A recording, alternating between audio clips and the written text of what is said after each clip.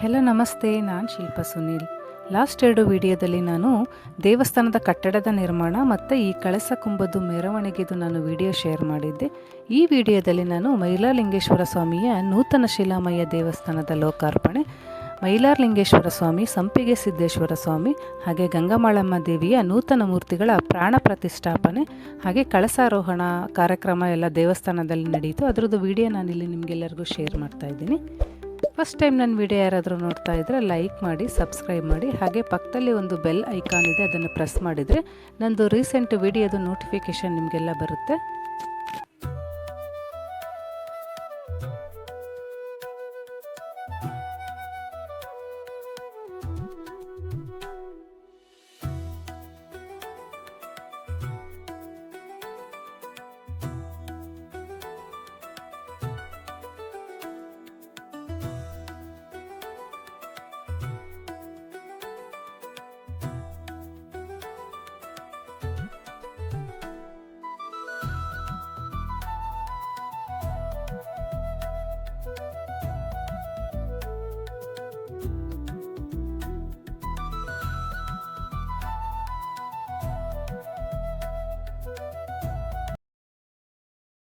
ಈ ಶುಭ ಕಾರ್ಯ ಮಾಡೋದಕ್ಕಿಂತ ಮುಂಚೆ ನಮ್ಮ ನಗರ ದೇವತೆಯಾದಂತಹ ದುರ್ಗಮ್ಮ ದೇವಿಯ ದರ್ಶನ ತೆಗೆದುಕೊಂಡು ದೇವಿಗೆ ಉಡಕ್ಕಿ ಎಲ್ಲ ಸೇವೆ ಮಾಡಿ ಅರ್ಚನೆ ಮಾಡಿಸ್ಕೊಂಡು ಕಮಿಟಿಯವರು ದೇವಸ್ಥಾನಕ್ಕೆ ಬಂದರು. ಹಾಗೆ ಮೊದಲಿಗೆ ಗೋಮಾತೆ ಪೂಜೆ ಎಲ್ಲ ಮಾಡಿ ದೇವಸ್ಥಾನದ ಈ ಕಾರ್ಯಕ್ರಮಗಳನ್ನು ಶುರು ಮಾಡಿಕೊಂಡ್ರು. ದಾವಣಗೆರೆಯ ಕೊಂಡಜ್ಜಿ ರೋಡಲ್ಲಿರುವಂತಹ ಶ್ರೀ ಮೈಲಾರಲಿಂಗೇಶ್ವರ ಸ್ವಾಮಿಯ ನೂತನ ಶಿಲಾಮಯ ದೇವಸ್ಥಾನದ ಲೋಕಾರ್ಪಣೆಯ ಹಿನ್ನೆಲೆಯಲ್ಲಿ ದೇವಸ್ಥಾನದಲ್ಲೇ 5 ದಿನಗಳ ಕಾಲ ವಿವಿಧ ಧಾರ್ಮಿಕ ಕಾರ್ಯಕ್ರಮಗಳನ್ನೆಲ್ಲ ಆಯೋಜನೆ ಮಾಡಿದರು. ದಿನಾಂಕ ಮೇ 7 ಮತ್ತು 8ನೇ ತಾರೀಕಿನಂದು ಈ ದೇವಸ್ಥಾನದಲ್ಲೇ ವಿವಿಧ ಹೋಮಗಳನ್ನು ಸಹ ಇವರು ಹಮ್ಮಿಕೊಂಡಿದ್ದರು. ಹಾಗೆ ಮೇ 9ನೇ ತಾರೀಕಿನಂದು ದೇವತಾ ಪ್ರತಿಷ್ಠಾಪನೆ, ಅಷ್ಟಬಂಧ ಸಂಯೋಜನೆ ಸೇರಿದಂತೆ ಮಹಾಪ್ರಾಣ ಪ್ರತಿಷ್ಠಾ ವಿಧಿ, ವಿವಿಧ ಹೋಮಗಳನ್ನು ಸಹ ಇವರು ಹಮ್ಮಿಕೊಂಡಿದ್ದರು.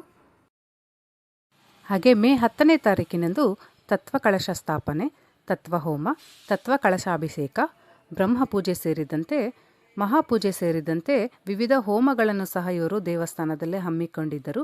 ಈ ಹೋಮ ಹವನ ಇದನ್ನೆಲ್ಲ ಮಾಡಿಸೋದಕ್ಕೆ ಇವರು ಶೃಂಗೇರಿಯಿಂದ ಸ್ವಾಮಿಗಳನ್ನೆಲ್ಲ ಕರೆಸಿದ್ರು. ಶೃಂಗೇರಿಯಿಂದ ಗುರುಗಳೆಲ್ಲ ಬಂದು ಇಲ್ಲಿ 5 ದಿನಗಳ ಕಾಲ ಇದ್ದು ಇಲ್ಲಿ ಈ ದೇವಸ್ಥಾನದಲ್ಲಿ ಈ ಹೋಮ ಹವನ ಇದನ್ನೆಲ್ಲ ನಡೆಸ್ಕೊಟ್ರು.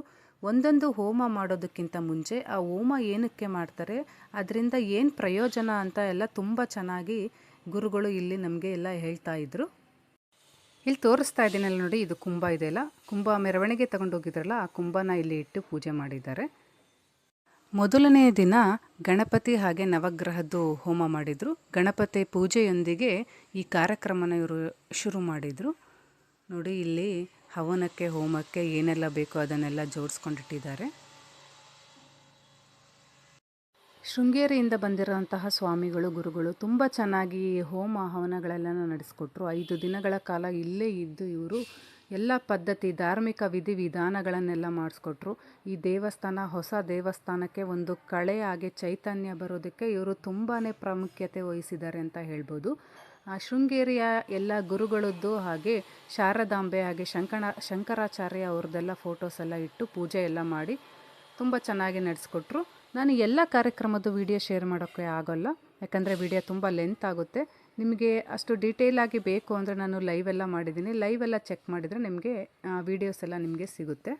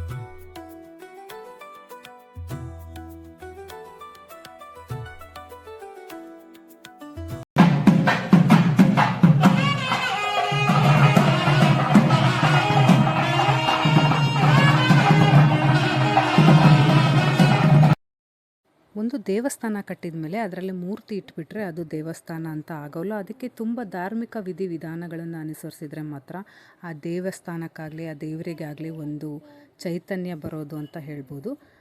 ಅದಕ್ಕೋಸ್ಕರ ಇಲ್ಲಿ ತುಂಬ ಧಾರ್ಮಿಕ ವಿಧಿವಿಧಾನ ಎಲ್ಲ ಮಾಡಿದರು.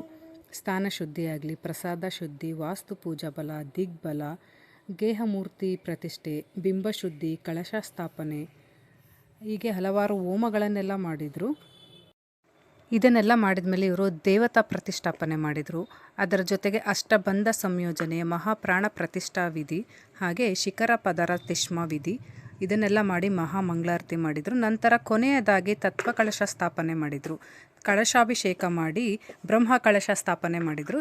ಈ ರೀತಿಯಾಗಿ ನಮ್ಮ ಈ ದಾವಣಗೆರೆಯಲ್ಲಿರುವಂತಹ ಈ ದೇವಸ್ಥಾನದ ನೂತನ ಲೋಕಾರ್ಪಣೆಯನ್ನು ಈ ಗುರುಗಳು ತುಂಬ ಚೆನ್ನಾಗಿ ಎಲ್ಲ ವಿಧಿವತ್ತಾಗಿ ನಡೆಸಿಕೊಟ್ರು ಅಂತ ಹೇಳ್ಬೋದು.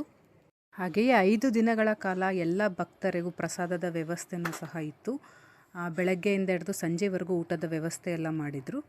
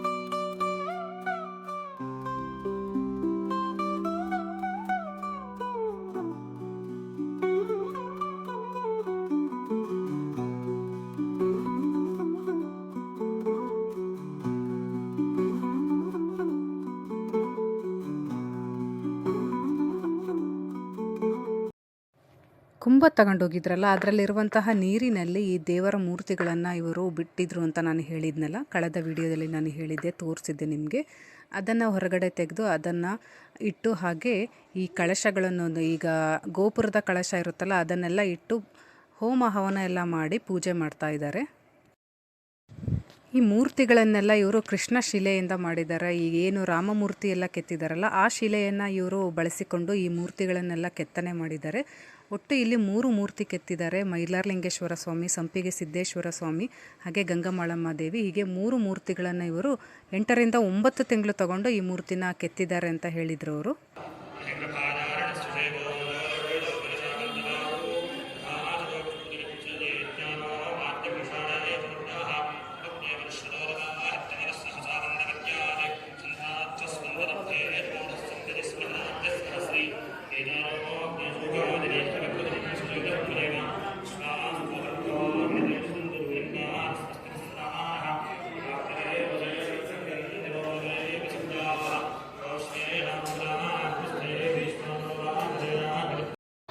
ಶಿಲ್ಪ ಸುನೀಲ್ ಇವತ್ತು ಮೂರ್ತಿಗಳ ಜೋಡಣೆ ಮಾಡ್ತಾ ಇದ್ದಾರೆ. ಅದಕ್ಕೆ ಅಷ್ಟಬಂಧ ಅಂತ ಹಾಕ್ತಾ ಇದ್ದಾರೆ.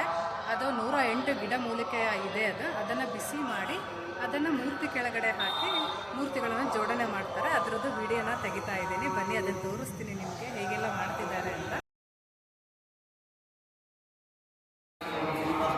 ಅದಕ್ಕೇನಾದರೂ ಹಾಕ್ತೀರಾ, ಹಂಗೆ ಬಿಸಿ ಮಾಡಿದ್ರ ಬೆಣ್ಣೆ ಹಾಕ್ಬೇಕ್ರಾ? ಅದರ ಜೊತೆ ಅದನ್ನು ಕರ್ಕೊಂಡ್ಬಿಡ್ತಾರೆ.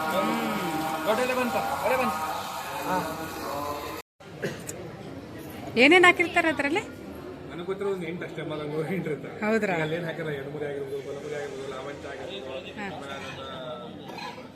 ಜ್ವಾಲಾಮಣಿ ಅಂತ ಸಮುದ್ರದಲ್ಲಿ ಜ್ವಾಲೆ ಇಟ್ಟಿರ್ತದೆ, ಲಾಸ್ಟಿಗೆ ಡ್ರೈ ಆಗಿ ಒಂದು ಕೆಳಗಡೆ ಬಂದಾಗ ಸ್ವಲ್ಪ ಅದು ಪೌಡರ್ ಉಳುತ್ತೆ, ಆ ಪೌಡರ್ ಹಾಕಿರ್ತಾರೆ. ಅದಕ್ಕೆ ಅದು ಒಂದು ಉಂಡಿಗೆ 5 ರಿಂದ 6 ಸಾವಿರ. ಅಷ್ಟಬಂಧ ಎಲ್ಲ ರೆಡಿ ಮಾಡಿಕೊಂಡ್ರು. ರೆಡಿ ಮಾಡ್ಕೊಂಡ್ಮೇಲೆ ದೇವರ ಬಿಂಬದಲ್ಲಿ ಇವಾಗ ಚೈತನ್ಯ ಬರಬೇಕು. ಒಂದು ಮೂರ್ತಿಗೆ ಚೈತನ್ಯ ಬರಬೇಕು ಅಂದರೆ ಆ ಮೂರ್ತಿ ಕೆಳಗಡೆ ರತ್ನಗಳನ್ನು ಹಾಕಬೇಕು, ನವರತ್ನಗಳನ್ನು ಹಾಕಬೇಕು, ವಜ್ರ ವೈಡೂರ್ಯ ಇವನ್ನೆಲ್ಲ ಹಾಕಬೇಕು. ಇಲ್ಲಿ ಇವರು 100ರಿಂದ 125 ಅಷ್ಟು ರತ್ನ ಹಾಕಿದ್ದಾರೆ. ಹಾಗೆ 16ರಿಂದ 28 ಧಾತುಗಳು ಹಾಕಿದ್ದಾರೆ. ಈ ರೀತಿ ಹಾಕಿ ಅಷ್ಟಬಂಧ ಹಾಕಿ ದೇವರ ಮೂರ್ತಿಗಳನ್ನು ಇಲ್ಲಿ ಜೋಡಣೆ ಮಾಡ್ತಾರೆ. ಈ ಥರ ಮಾಡೋದ್ರಿಂದ ದೇವರಿಗಾಗಲಿ ಈಗ ದೇವಸ್ಥಾನಕ್ಕಾಗಲಿ ಒಂದು ಕಳೆ ಆಗಲಿ ಚೈತನ್ಯ ಬರೋದಕ್ಕೆ ಸಹಾಯ ಆಗುತ್ತೆ.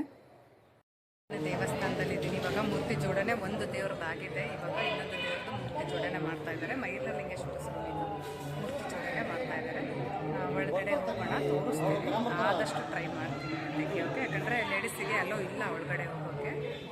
ಇವಾಗ ಮೈಲಾರಲಿಂಗೇಶ್ವರ ಸ್ವಾಮಿದು ಕೂರಿಸಿದ್ದಾರೆ. ಹಾಗೆ ನೆಕ್ಸ್ಟ್ ಗಂಗಮಾಳಮ್ಮ ದೇವಿದು ಕೂರಿಸ್ತಾ ಇದ್ದಾರೆ ನೋಡಿ. ದೇವರ ವಿಗ್ರಹನ ಒಳಗಡೆ ತಗೊಂಡೋಗಿ ಅದನ್ನು ಕೂರಿಸ್ತಾ ಇದ್ದಾರೆ. ನಾನೆಲ್ಲ ಹೇಗೆ ಅಲ್ಲಿ ಅಷ್ಟಬಂಧ ಹಾಕಿ ಮಾಡಿದ್ದಾರೆ ಅದೇ ರೀತಿ ಇಲ್ಲಿ ಮಾಡ್ತಾ ಇದ್ದಾರೆ. ಹಾಗೆ ಇಲ್ಲಿ ಎಲ್ಲ ರೀತಿ ಅಳತೆನೂ ಮಾಡಿ ಮಾಡ್ತಾ ಇದ್ದಾರೆ ನೋಡಿ. ಈಗ ದೇವರನ್ನು ಕೂರಿಸಿದ್ದಾರೆ. ನೆಕ್ಸ್ಟು ಬ್ರಹ್ಮ ಕಳಶ ಮಂಡಲ ಅಂತ. ಇಲ್ಲಿ ಏನು ಅಂದರೆ 108 ಕಳಶಗಳನ್ನು ಕೂರಿಸಿ ಅಲ್ಲಿ ಹೋಮ ಹವನ ಎಲ್ಲ ಮಾಡ್ತಾರೆ. ಹಾಗೆ ದೇವಸ್ಥಾನದ ಗೋಪುರದ ಕಳಶವನ್ನು ಸಹ ಇಟ್ಟು ಇಲ್ಲಿ ಪೂಜೆ ಮಾಡ್ತಾ ಇದ್ದಾರೆ. ಇಲ್ಲಿ 108 ಕಳಶ ಜೋಡಿಸಿದ್ರು ಅಂತ ಹೇಳಿದ್ನಲ್ಲ, ಅದರಲ್ಲಿ ಯಾವ್ಯಾವ ದ್ರವ್ಯಗಳನ್ನು ಹಾಕಿದ್ರು ಅಂತ ನನಗೆ ತಿಳಿದ ಮಟ್ಟಿಗೆ ನಾನು ಇಲ್ಲಿ ಹೇಳ್ತೀನಿ ನಿಮಗೆ. ಹಾಲು, ಮೊಸರು, ತುಪ್ಪ, ಜೇನುತುಪ್ಪ, ಅಕ್ಷತೆ, ಹೂವು, ಗಂಧ, ಕುಂಕುಮ, ಅರಿಶಿನ ಇದೇ ರೀತಿ 108 ದ್ರವ್ಯಗಳನ್ನು ಹಾಕಿದರು. ಇದ್ರ ಜೊತೆಗೆ 108 ನದಿಯನ್ನು ಆವಾಹನೆ ಮಾಡಿಕೊಂಡು ಇಲ್ಲಿ ಪೂಜೆಯನ್ನು ಮಾಡಿದರು. ಹಾಗೆ ಇಲ್ಲಿ ದೇವಸ್ಥಾನದ ಕಳಶನ ಇಟ್ಟಿದ್ದಾರೆ ನೋಡಿ. 4 ಕಳಶ ಇಟ್ಟಿದ್ದಾರೆ. 3 ಹೊಸ ದೇವಸ್ಥಾನದ್ದು, ಹಾಗೆ ಒಂದು ಏನು ಮೂಲ ವಿಗ್ರಹ ಇದೆಯಲ್ಲ ಆ ದೇವಸ್ಥಾನದ್ದು. ಇದನ್ನು ಸಹ ಇಲ್ಲಿ ಇಟ್ಟು ಪೂಜೆ ಮಾಡಿದರು.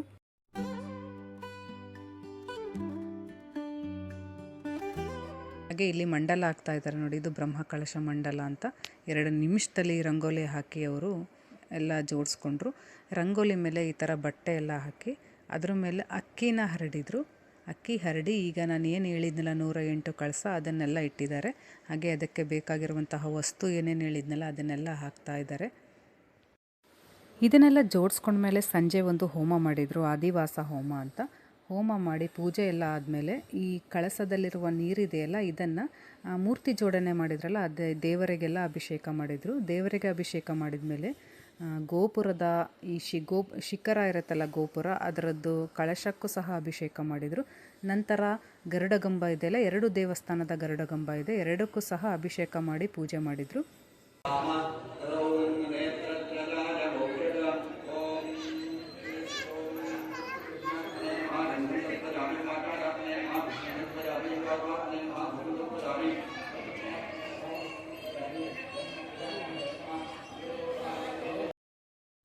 ಇಲ್ಲಿ ಗರುಡಗಂಬ ಪೂಜೆ ಮಾಡ್ತಾ ಇದ್ದಾರೆ. ಇದು ಮೂಲ ವಿಗ್ರಹ ಇದೆಯಲ್ಲ, ಹಳೆ ದೇವಸ್ಥಾನ. ಮೊದಲು 9 ಅಡಿ ಜಾಗದಲ್ಲಿದ್ದಂತಹ ದೇವಸ್ಥಾನದ ಮೂರ್ತಿ ಇದೆಯಲ್ಲ, ಆ ಮೂರ್ತಿಯ ಎದುರುಗಡೆ ಇರುವಂತಹ ಗರುಡಗಂಬಕ್ಕೆ ಅಭಿಷೇಕ ಮಾಡ್ತಾ ಇದ್ದಾರೆ. ಈ ಕಳಸದಲ್ಲಿರುವಂತಹ ನೀರು ಏನು ಪೂಜೆ ಮಾಡಿದ್ರಲ್ಲ ಆ ನೀರನ್ನು ಇದಕ್ಕೆ ಅಭಿಷೇಕ ಮಾಡಿ ಪೂಜೆ ಮಾಡ್ತಾ ಇದ್ದಾರೆ.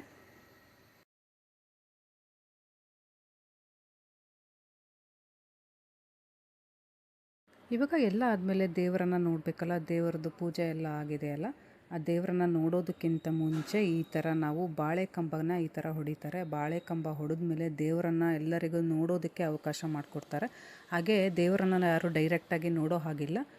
ದೇವರನ್ನು ಕನ್ನಡಿ ಹಿಡ್ಕೊಂಡು ನೋಡ್ತಾರೆ. ಅಲ್ಲಿರುವಂತಹವರು ಎಲ್ಲರೂ ಈ ಥರ ಕನ್ನಡಿ ಹಿಡಿದು ಮೊದಲು ದೇವರನ್ನೆಲ್ಲ ನೋಡ್ತಾರೆ. ಯಾಕಂದರೆ ದೇವರ ದೃಷ್ಟಿ ನಮ್ಮ ಮೇಲೆ ನೇರವಾಗಿ ಬೀಳಬಾರ್ದು, ಅದಕ್ಕೋಸ್ಕರ ಹೀಗೆ ನೋಡ್ತಾ ಇದ್ದಾರೆ ನೋಡಿ. ಹಾಗೆ ಇಲ್ಲಿ ಮೈಲಾರಲಿಂಗೇಶ್ವರ ಸ್ವಾಮಿಗೆ ಮಹಾಮಂಗಳಾರತಿ ಮಾಡ್ತಾ ಇದ್ದಾರೆ. ಗಂಗಮಾಳಮ್ಮ ದೇವಿ ಹಾಗೆ ಸಂಪಿಗೆ ಸಿದ್ದೇಶ್ವರ ಸ್ವಾಮಿಗೂ ಮಹಾಮಂಗಳಾರತಿ ಎಲ್ಲ ಮಾಡಿದರು. ಕೊನೆಯದಾಗಿ ಅಂದರೆ ಮೇ 11ನೇ ತಾರೀಕು ಈ ಕಳಶಾಭಿಷೇಕ ಮಾಡಿಸೋದಕ್ಕೋಸ್ಕರ ಶ್ರೀ ಮುರಳೀಧರ ಮಹಾಸ್ವಾಮಿಗಳು ಚಂದ್ರಗಿರಿ ಮಠದಿಂದ ಬಂದಿದ್ದರು. ಅವರನ್ನು ವಾದ್ಯದೊಂದಿಗೆ ಅವರನ್ನು ಸ್ವಾಗತ ಮಾಡಿಕೊಂಡ್ರು. ಇವರ ಕೈಯಿಂದ ಕಳಸಕ್ಕೆ ಅಭಿಷೇಕ ಮಾಡಿಸಿದ್ರು. 108 ಕಳಸದಲ್ಲಿರುವಂತಹ ನೀರಿನಿಂದ ಇವರು ಅಭಿಷೇಕ ಮಾಡಿ ಪೂಜೆ ಎಲ್ಲ ತುಂಬ ಚೆನ್ನಾಗಿ ಗುರುಗಳು ನಡೆಸ್ಕೊಟ್ರು.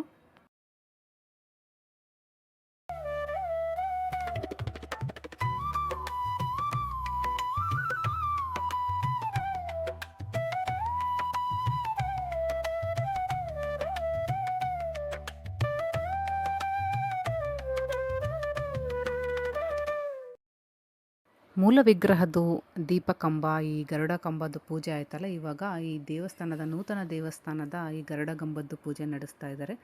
ಆ ಕಳಸದಲ್ಲಿರುವಂತಹ ನೀರಿನಿಂದ ಅಭಿಷೇಕ ಮಾಡಿ ಪೂಜೆ ನಡೆಸ್ಕೊಡ್ತಾ ಇದ್ದಾರೆ ನೋಡಿ.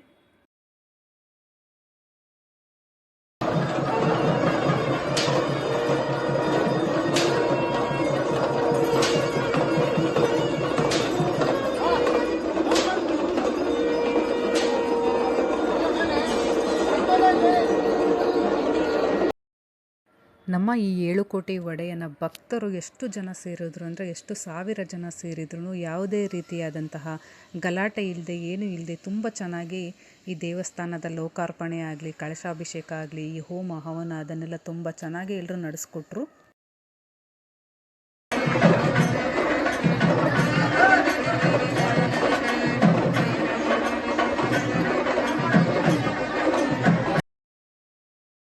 ಇನ್ಮೇಲೆ ಈ ಮೈಲಾರ ಆಗಲಿ, ದೇವರಗುಡ್ಡ ಆಗಲಿ ತುಂಬ ದೂರ ಅಂತ ಅಂದ್ಕೊಂಡವರೆಲ್ಲ ಇಲ್ಲಿ ದಾವಣಗೆರೆ ಸುತ್ತಮುತ್ತ ಇರುವಂತಹ ಜಿಲ್ಲೆಯಲ್ಲಿರುವಂತಹ ಜನಗಳು ಸಹ ಇಲ್ಲಿ ಬಂದು ದೇವರ ದರ್ಶನ ತಗೊಂಡು ದೇವರ ಕೃಪೆಗೆ ಪಾತ್ರರಾಗಬಹುದು ಅಲ್ವಾ.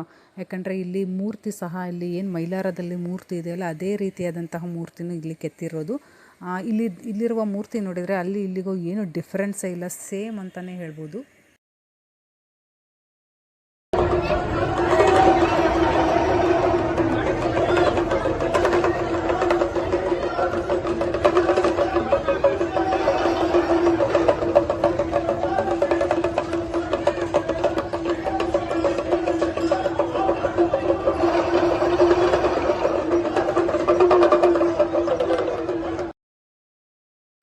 ಇಲ್ಲಿ ಭಕ್ತರ ಜೊತೆಗೆ ಗೊರವಪ್ಪ ಆಗಲಿ, ಜೋಗಮ್ಮ ಆಗಲಿ ಎಲ್ಲ ರೀತಿಯ ದೇವರ ಸೇವೆಗಳನ್ನು ಮಾಡ್ತಾಯಿದ್ರು. ನನಗೆ ತುಂಬಾ ಖುಷಿಯಾಯಿತು. ಯಾಕಂದರೆ ನಾನು ಎಲ್ಲೂ ನೋಡಿರಲಿಲ್ಲ ಈ ಥರ ದೇವರ ಪ್ರಾಣ ಪ್ರತಿಷ್ಠಾಪನೆ ಆಗಲಿ, ಉದ್ಘಾಟನೆ ಆಗಲಿ, ಅದನ್ನೆಲ್ಲ ಎಲ್ಲೂ ನೋಡಿರಲಿಲ್ಲ ನಾನು. ಇದ್ರ ನನಗೆ ತುಂಬಾ ಖುಷಿಯಾಯಿತು, ಸಂತೋಷ ಆಯಿತು ಅಂತ ಹೇಳ್ಬೋದು. ಕೊನೆಯದಾಗಿ ದೇವರಿಗೆ ಈ ಬೆಳ್ಳಿಯ ಆಭರಣಗಳು ಏನಿದೆಯಲ್ಲ, ಆ ಬೆಳ್ಳಿಯ ಆಭರಣಗಳನ್ನೆಲ್ಲ ಹಾಕಿ ದೇವರನ್ನು ಪೂಜೆ ಮಾಡಿದರು.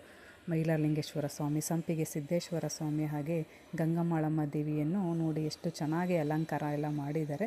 ಹಾಗೆ ಕೊನೆಯದಾಗಿ 5 ದಿನಗಳ ಕಾಲ ಬೆಳಗ್ಗೆ ತಿಂಡಿಯಿಂದ ಹಿಡಿದು ಮಧ್ಯಾಹ್ನ ಪ್ರಸಾದದ ವ್ಯವಸ್ಥೆನೂ ಸಹ ತುಂಬ ಚೆನ್ನಾಗಿ ಎಲ್ಲ ನಡೆಸ್ಕೊಟ್ರು ಇಲ್ಲಿ ದೇವಸ್ಥಾನದ ಕಮಿಟಿಯಿಂದ. ಇಷ್ಟ ಆಗಿತ್ತು ಇವತ್ತಿನ ವಿಡಿಯೋ. ನಾನು ಮತ್ತೆ ನಿಮಗೆ ನೆಕ್ಸ್ಟ್ ವಿಡಿಯೋದಲ್ಲಿ ಸಿಗ್ತೀನಿ.